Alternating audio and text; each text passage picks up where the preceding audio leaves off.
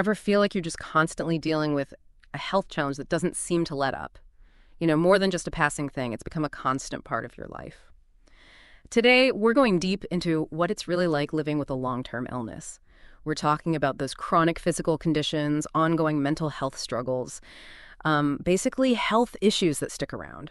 Our goal here is to understand, really understand, how to cope effectively, how to keep hope alive, and importantly, where you can actually find support. Yeah, it's such a vital topic because when we see long-term illness, we generally mean conditions that last, 6 months or longer. They often demand ongoing treatment, sometimes pretty significant lifestyle changes too. And look, while a complete cure might not always be on the cards, managing things effectively, improving quality of life, that's definitely achievable. Think about things like diabetes, heart disease, arthritis, autoimmune conditions, even things like long COVID for some people. And we absolutely have to include mental health conditions here. Depression, anxiety, bipolar disorder, they're all part of this landscape too. It really is a huge range of experiences. And it strikes me that it's clearly not just about the physical symptoms, right? It's the whole picture, the emotional side, the mental well-being, it's all tangled up together. Absolutely. That's spot on. The mental and emotional load of living with a long-term illness can be, well, immense. It's incredibly common for people to feel a whole spectrum of things like constant stress, maybe heightened anxiety, bouts of depression, even a real sense of grief, for the life they might have imagined before the illness took hold. Okay, let's try and unpack some of those emotional hurdles a bit more. What are some of the really common challenges people face mentally and emotionally? Well, anxiety and just that feeling of uncertainty are huge, a really big factor. There's often this very real fear about the future. You might worry about your health getting worse or potential complications popping up, or even just losing the ability to do everyday things you currently manage okay. And it's the unpredictable nature of many of these illnesses that really fuels that anxiety. Yeah. You might have good days, then bad days, and not knowing what's coming next.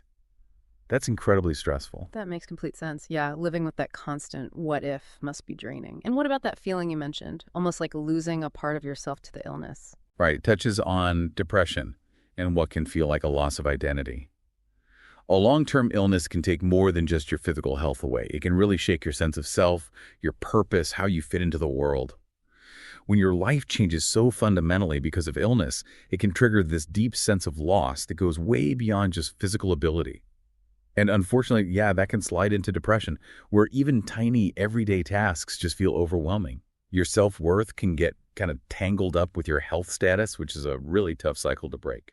It's interesting, some research actually shows this sense of loss can hit overall well-being just as hard as the physical symptoms sometimes. And then you add fatigue into the mix, which I imagine just makes all of this feel heavier. Exactly. Chronic fatigue, that constant exhaustion. It's so common. It might be a direct symptom of the illness itself or maybe a side effect from medications you need to take, but that ongoing tiredness just makes it hard to enjoy things, to participate in life fully. It can lead to pulling back, feeling isolated, frustrated. It can become a bit of a downward spiral. Fatigue means less activity, which can then make the fatigue and your mood even worse. Wow, yeah.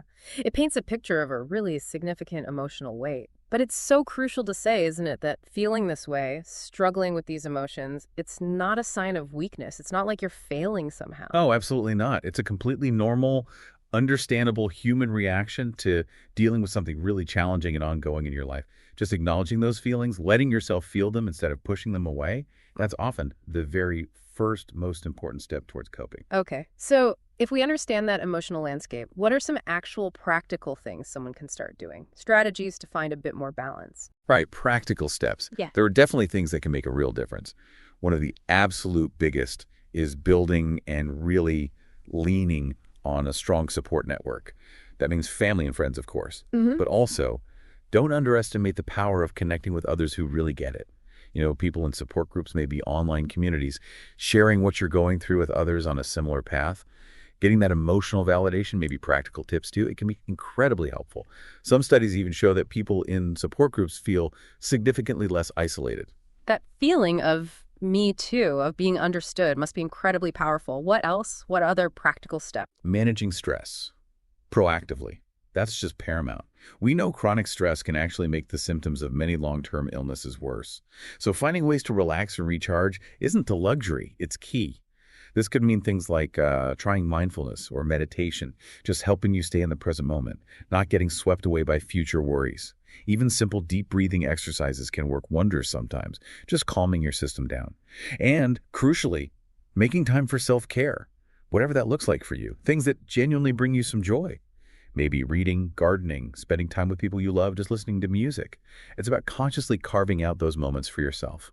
Small things, consistently done, can add up. I get that. But what about when it all just feels like too much, like the challenges are just overwhelming? Yeah, that's where setting realistic goals comes in. It's super important. Instead of looking at some huge, daunting task that just makes you feel defeated before you start, break it down. Think smaller, much smaller, achievable steps, focused on maybe maintaining a sense of purpose, or just improving things slightly day to day. So if exercise feels impossible, maybe the goal is just a short walk around the block, just that. Or perhaps learning one new coping skill for anxiety each week, just one. The key is then acknowledging those small wins, celebrating them, actually. Each little success builds confidence, creates a bit of forward momentum, even when things feel slow. It sounds like it's about finding the areas where you do still have some control, some agency. Exactly that. Even when it feels like so much is out of your hands with a long-term illness, there are almost always things you can influence. So focusing your energy there on your daily routine, maybe the food choices you make, moving your body in ways that feel okay for you, even how you choose to react emotionally, that can really boost your sense of well-being. It gives you back a feeling of being in the driver's seat, at least for some things. That sense of agency is powerful. And it goes without saying, having the right professional help, the right healthcare team in your corner, that's got to be essential. Oh, absolutely vital. You need to build a team you trust, where you feel genuinely heard. That means specialists who understand your specific condition, yes. But also think about mental health professionals, therapists, counselors. They can provide critical support for the emotional side of things. And don't forget, occupational therapists, physical therapists, they can be amazing in helping you manage daily tasks or physical limitations. The absolute key is finding professionals who don't just talk at you, but who listen, involve you in the decisions, and really respect your experience. Because, you're the expert on you. That collaborative approach sounds so important. Okay, let's shift gears slightly. How much does mindset play into this? Actively trying to cultivate a more positive outlook when things are tough. It's huge, really impactful. Now look, this isn't about toxic positivity or pretending challenges don't exist, not at all, but consciously nurturing a more positive mindset. It's been shown to significantly affect how well you cope day to day. There's even research suggesting a link between a positive outlook and, believe it or not, better physical outcomes in some chronic conditions. Okay, but how? How do you even start to foster that positivity when you're dealing with so much negativity, potentially? Gratitude practices are a really good, accessible place to start. Seriously. It could be as simple as keeping a little notebook, a gratitude journal, and just jotting down maybe 3 things each day you feel genuinely thankful for.